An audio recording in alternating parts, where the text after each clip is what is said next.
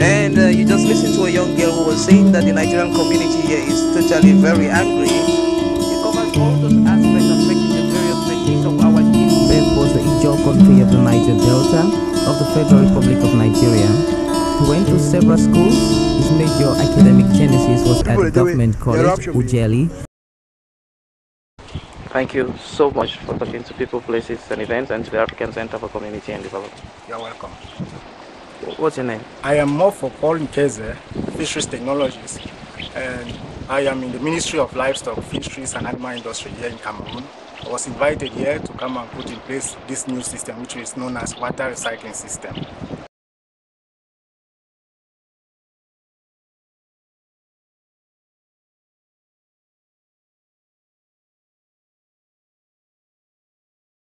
This system authorizes the production of fish in very high quantity, and it's a recent technology in the world today. So Nigeria has it, and I was opportune to study in Nigeria, where I studied this system. Now I want us to visit the different structures, give their names, then properly I will explain how it runs. Now these are the culturing tanks. You see, that is our reservoir, and we still have to renovate it, where we stock water from that chateau you have over there. And there is a borehole inside there. Water comes here. When we have water stocked inside here, we use it, it supplies us with this our tanks. Here is the culturing tank, this one you have here. Okay, this one is where the fishes will stay. Okay. There are two of them. See, these other structures, we will renovate them next year. You have the first one and the second one. Then, close to these culture tanks, you have the sedimentation. The sedimentation has the role to block all the solid particles. All the solid particles are blocked there to allow only pure water to go inside there. This is what we call the pumping tank. This pumping tank collects all the water that has been sedimented. And using that pumping machine there, it is a 1 horsepower pumping machine. It sends the water right up there. Up you have the bow tower. It's about filtration. And we have filter blocks that they must have shown you inside there. Those filter blocks have the tendency of inoculating bacteria. These bacteria are cultured in the filter blocks, and it has the principal role to do nitrification. Nitrification is the ammonia conversion, nitrite to nitrate. Ammonia, which is principally the excretors of fishes, is usually a very dangerous thing inside the culture system.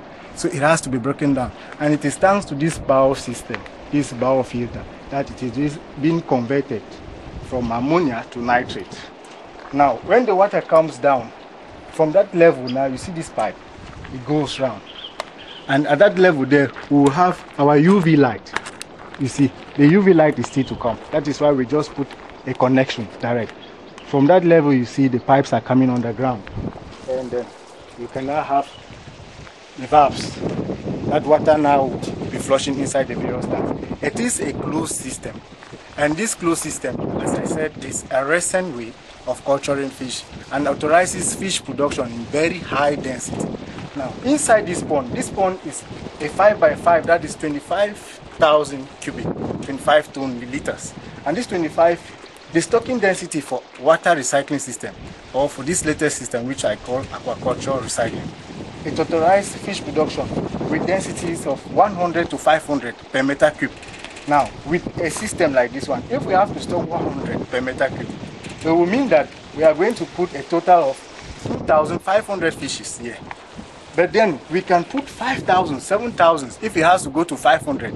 It is only in America and in developed places in Europe that this kind of industrial or intensive density is being done. But in Cameroon, as I said, this is our beginning. And in Nigeria, at least they are on 200-300. Now we are starting this one, and we intend to start within the range of 100 to 150, 200. Now we'll have about 2,000 here, which will give us 2 tons, and we'll have another 2,000 there, which will give us 2 tons. Within this surface area, we are targeting to produce 4,000 tons. Within the years later, we'll have 8,000 tons. And if things move well, we'll produce 10,000 from this system. That's it here. Wow. 10,000. So, if I may ask you, if someone were to do this in terms of like private owned water recycling system, how much is it going to spend? Now, this system, unfortunately, those are one of the disadvantages. It has to do with a lot of expenses, considering the materials that you have to buy. The materials are imported. We don't even have them in Africa. Nigeria imports it directly from Europe. Like what? The biofilters. You should have seen them inside our store. Yeah.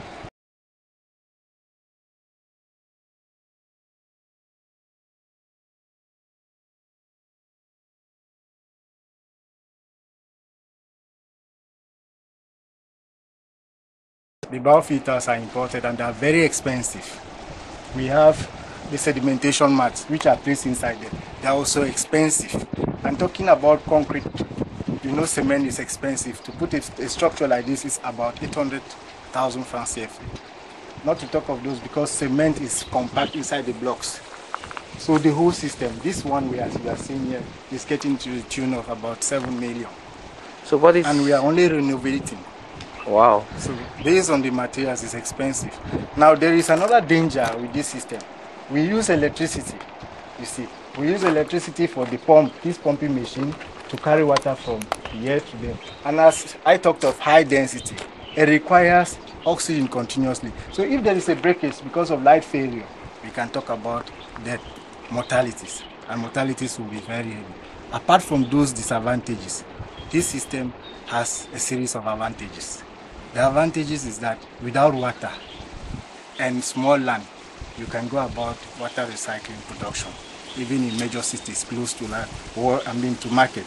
All you need to do is to make a borehole system, dig a well, borehole, and then you put in place small structures like this. Because you see, you farm your fishes in high density and you sell them.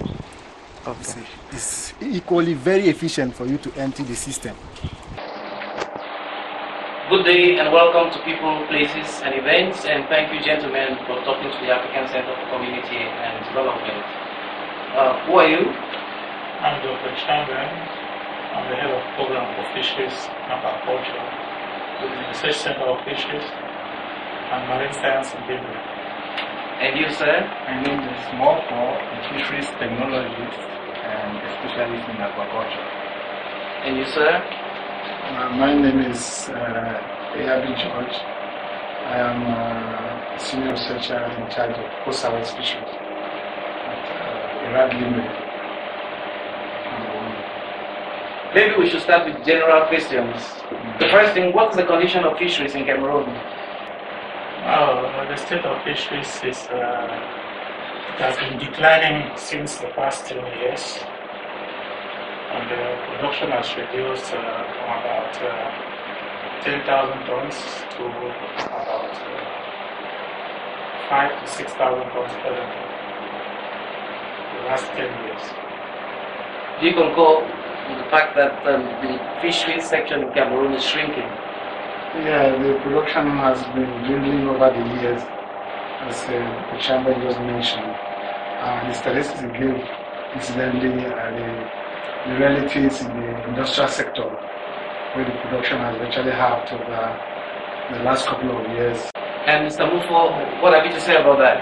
To add, I would just say that as he said, that the fisheries is declining.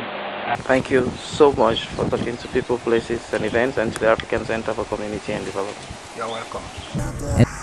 Go gather, destroy their food. With the camp and that other camp, some more camp. You don't compensate everybody. In its key generation sometimes. Today our focus will be on the style of J.P. Clark, a poet and writer, and we shall also be very interested in his poem Akbo Dancer. Some lives are meaningful, some are empty. There are the lives that are eventful, with too much meaning and riches to offer humankind. Long after some of these earthly adventures are no more, one can still find footprints of these great lives on the pavements of our contemporary lives. Good evening, you're welcome to the program Green Planet.